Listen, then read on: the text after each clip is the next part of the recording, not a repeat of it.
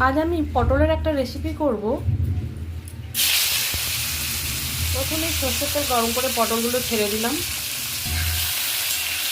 ভালো করে পটলগুলো ভেজে নেব। এদিকে একটা আমি মশলা রেডি করে নিয়েছি।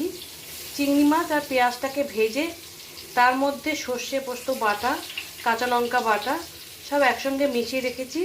এটা এবার আমি পটলে দিয়ে দিলাম। এদিকে 2 চামচ দই ফেটিয়ে নিয়েছি। সামান্য লঙ্কার গুঁড়ো নিলাম, স্বাদ মতো নুন, চিনি, হলুদ দিয়ে দিলাম।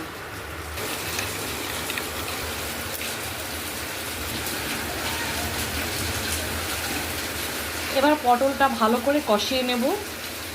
রান্নাটা আমার প্রায় হয়েই গেছে। আমি 2টো কাঁচা লঙ্কা, সামান্য সর্ষের তেল দিয়ে আমি এবার এটা নামিয়ে নেব।